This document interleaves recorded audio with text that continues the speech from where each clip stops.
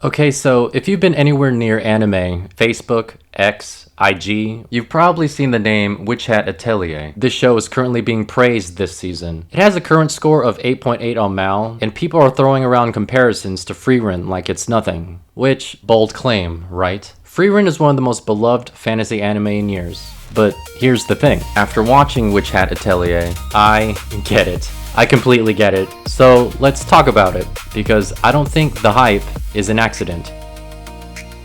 In the Zoza Peninsula, everyone grows up being told the same thing. Magic is a gift. You're either born with it or you're not. If you're not a witch, the world of glowing spells and pointed hats simply isn't for you. Visually, this place looks like a living fairy tale. Cozy, warm, storybook in the best way. And they actually animate parts of it like a literal pop-up book. I thought it was pretty cool. But then episode 1 hits you with this twist. Magic isn't some mysterious gift you're born with. It's a skill. Anyone can do it. You just need the right ink and the right symbols. In this world, the people who wield magic are called witches, and they've known the truth all along, that anyone can do what they do.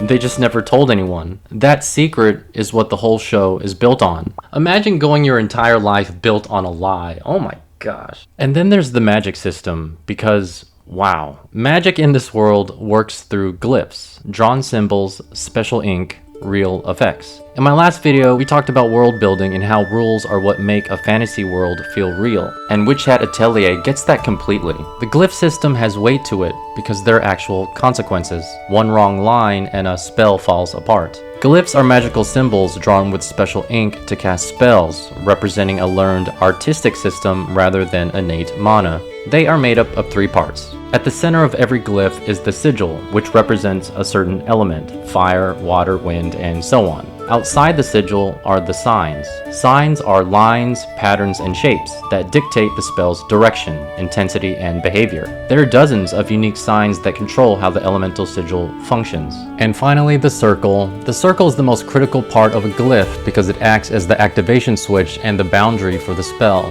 Without a complete enclosed ring, the magic simply remains as ink on a piece of paper. I find the glyph system interesting in the sense that it has so much depth hiding under a deceptively simple surface. 3 parts: sigil, sign, circle. And yet the combinations are practically endless. It rewards the viewer that pays attention to that kind of stuff. So let's talk about Koko. She's just a regular girl, a dressmaker's daughter, who has spent her whole life obsessed with something she was told she could never have. And when she finally discovers the truth about magic, she's just completely in awe, which makes her character so refreshing to watch. She's just easy to root for, you know? That pure excitement she has about magic, the way her whole face lights up, it's infectious. You see, Koko had this magic book growing up, and after learning the truth about magic, she started teaching herself spells, piece by piece, figuring it out on her own, until an accident changed her life forever. A spell spiraled so far out of control that she lost the people she loved most. What started off as a dream has turned into a journey to make things right. Man, Koko must really love magic because she bought this book instead of buying grilled strawberries. Man, I love grilled strawberries.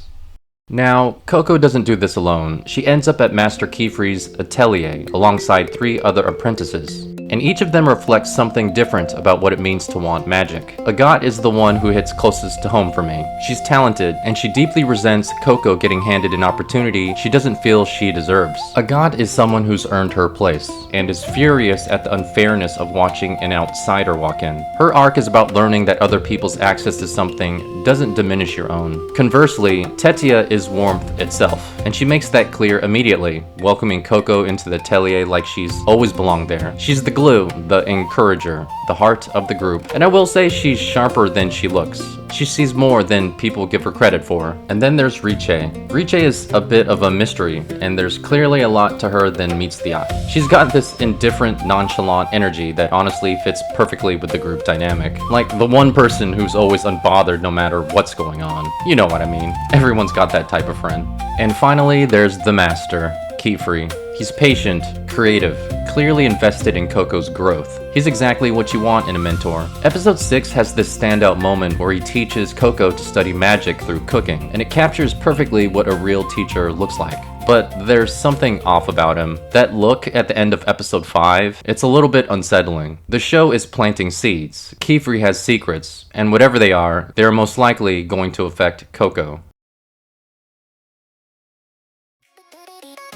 The Frieren comparison makes a lot of sense the more you sit with it, and not just because they're both fantasy, it's because Witch Hat Atelier does something Frieren does really well. It pulls you in immediately. Episode 1 gives you a rich fantasy setting, a magic system with real depth, and a story that already feels like it matters. It captivates you the same way Frieren did, different world, different characters, different tone, but that same feeling of stumbling into something special. And when you take a step back, the world, the magic, the characters, all of it just settles into place. Everything feeds into everything else, and that's why the hype makes sense. It's a story of a girl who found magic, lost everything because of it, and is now fighting to make things right, one glyph at a time. I'm genuinely excited to see where the series goes next. We're about halfway through the season, but the show's already hinting at something bigger. Kiefer's past, the brimmed hats, the Knights Morales, and we're right at the point where things are starting to get interesting. Thanks for watching, and as always, remember to save your progress. Just make sure you're using the right ink. If you made it to the end of the video, please consider liking and subscribing. It really helps the channel. Thanks.